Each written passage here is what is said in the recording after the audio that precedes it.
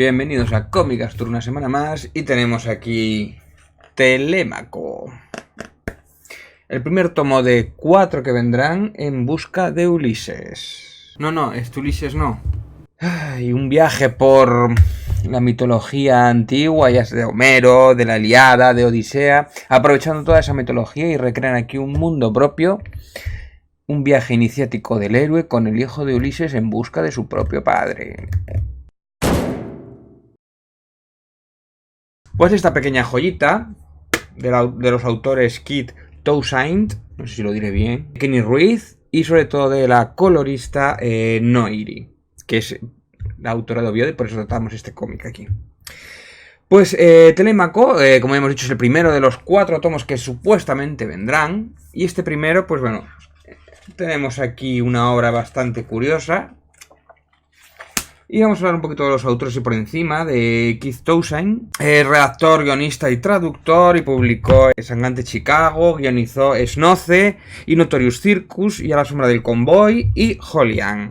De Kenny Ruiz, habitual de varios cómics, estudió en la Escuela de Artes y Oficios de Granada y cofundó el fanzine Proyecto Cómic, y luego en Barcelona hizo el libro de las tentaciones, así rollete erótico. Se dedicó a hacer ilustraciones para Disney a través del estudio de Salvador Simón, del cual vemos cierta influencia aquí. Caballo entre España y Francia, trabajó en proyectos como Malefic Time, pero su obra más popular es Dos Espadas, anime de 4 volúmenes, bastante interesante, y del cual el autor, tiene varios premios del Salón del Cómic de Barcelona entre 2005 y 2007. Pero nos centraremos en Noiri, que es la colorista de esta obra. Su nombre de verdad es Taira Álvarez Bermúdez, nacida en Oviedo en el 86. Se la puede considerar una artista de manga realista, cuando hace sus propios cómics, no dedicado al dibujo, pero bueno, alterna estas dos facetas y ha hecho obras como, por ejemplo, últimamente Magic 7 o Telemake para Editions Populis. Una de las obras más conocidas por las que se la ha visto es Underdog, que es una especie de shonen, aunque después evoluciona en otro tipo de... un poquito más serio, ¿no? Shonen clásico de shonen, por si alguien no lo sabe, es la típica obra en el cual el héroe es muy poderoso y va creciendo, bueno, en muchos capítulos, y bueno, lo que es un Dragon Ball o un Naruto, pues ese tipo de obras, ¿no?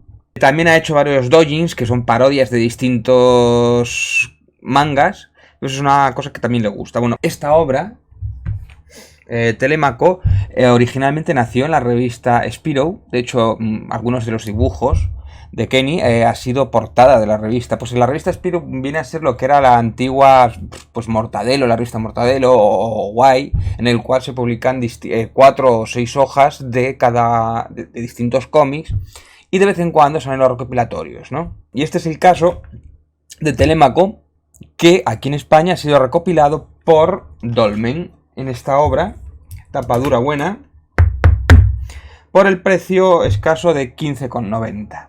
¿Qué destacar de esta obra principalmente? Bueno, primeramente el dibujo es fantástico. Es de estos dibujos que es a la vez sencillo pero complicados de replicar, de línea muy clara, de color fantástico de Noiri. Noiri lo que hace es rellenar bastante, utiliza muy bien el color digital sin que se note, y consigue una profundidad en todos los dibujos que ha hecho Kenny, que hace que la obra gane muchísimo. Aparte ya del ritmo que tiene fantástico, ¿no? Tú lees la obra y no se detiene en ningún momento, siempre tiene movimiento, siempre estás teniendo ganas de seguir leyendo. De hecho, la obra se te hace muy corta, se lee en un plis, ¿no? Pero es súper rápida y súper ágil, ¿no? Además que tiene unos personajes que, sin ser complejos, porque la obra es muy sencillita, es una obra muy ligera, pero sí que enseguida empatizas con los personajes y entre ellos tienen química, ¿no? Aparte que tiene unos diseños también muy, muy manakis, ¿no?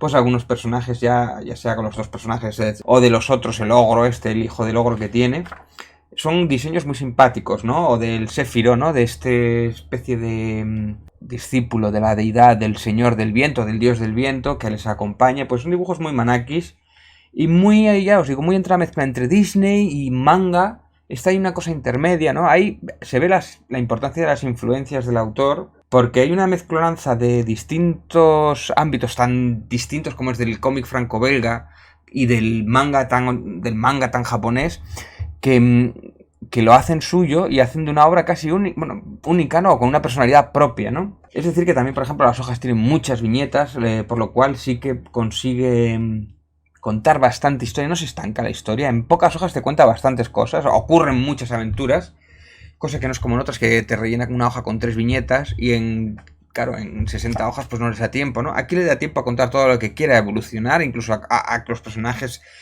avancen, aunque ya os digo que este es el primero de los 4 episodios que va, en principio 4 obras que va a haber.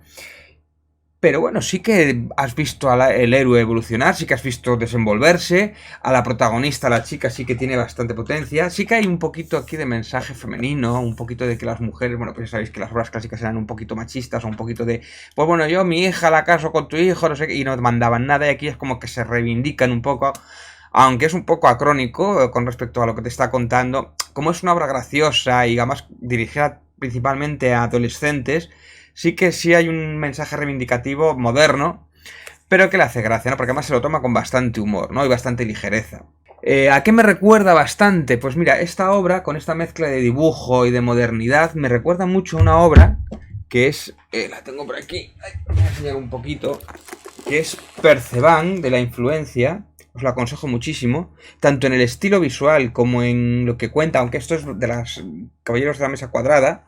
Perceban ese estilo juvenil y diseño, aunque esta se pone un poquito más seria, pero sí que esa influencia de coger un mito, darle un limpiado de cara y hacerlo accesible a todo el público, ¿no? Los niños que lean esta obra quizás en un futuro, cuando maduren, se acerquen a la Ilíada o a la Odisea y recordarán este cómic como iniciación a esa cultura clásica. Me gusta mucho cómo empieza el cómic, que es recreando un poquito, contándote un poquito, poniéndote un poquito en situación, tampoco complicándose mucho ni que sea excesivamente importante, ¿no? Pues un poquito la historia que ha ocurrido, lo que ha pasado con Ulises, la que ha creado la recreación del caballo de Troya, o los dioses y los personajes que han promovido toda esta leyenda, que después son más o menos importantes en la historia, que imagino que después saldrán más personajes de estos, y ya enseguida te pone en situación, ¿no?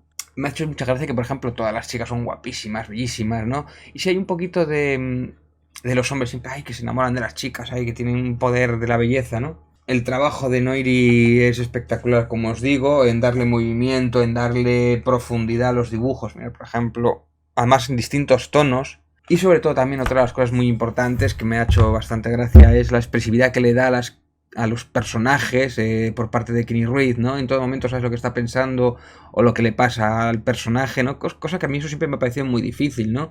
Distintas caras de expresividad sin exceso, ¿no? Sin exagerar siempre.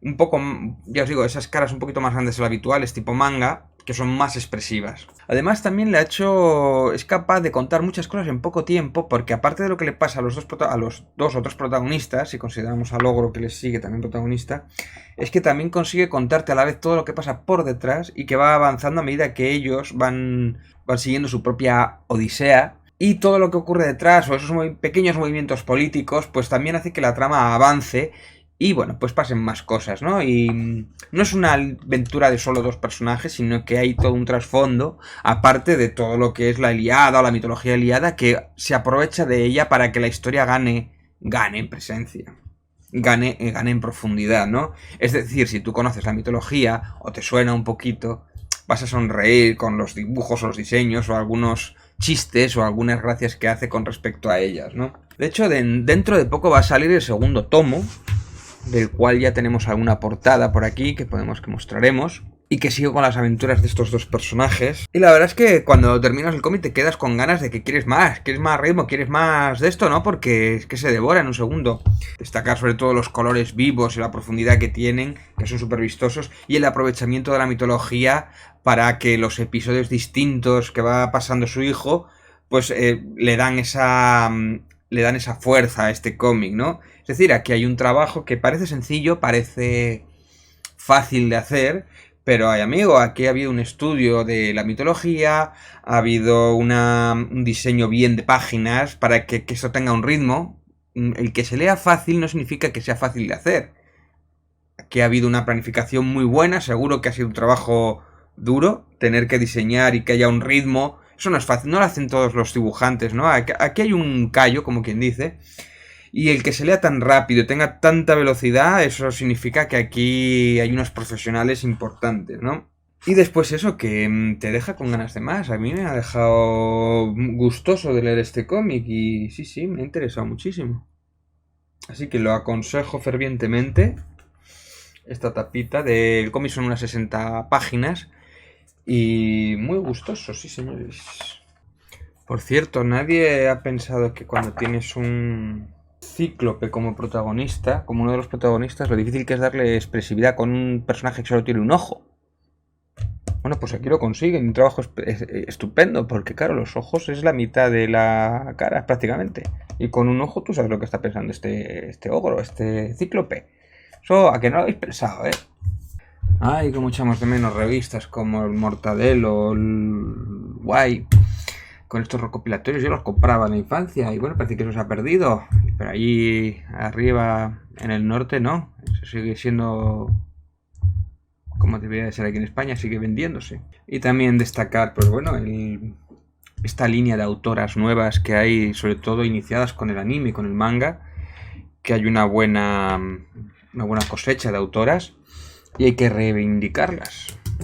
Bueno, vemos que aquí en esta mitología es muy habitual el hecho de secuestrar mujeres o creer que las han secuestrado y después no era el caso. ¿Tú crees que le llegará el vídeo aquí a Noiri? Yo esto lo suelto así a las redes, a ver si con un poquito de suerte Noiri nos acepta una entrevista. Estaríamos gustosos de... Yo lo dejo así, lo dejo caer, a ver si nos atiende.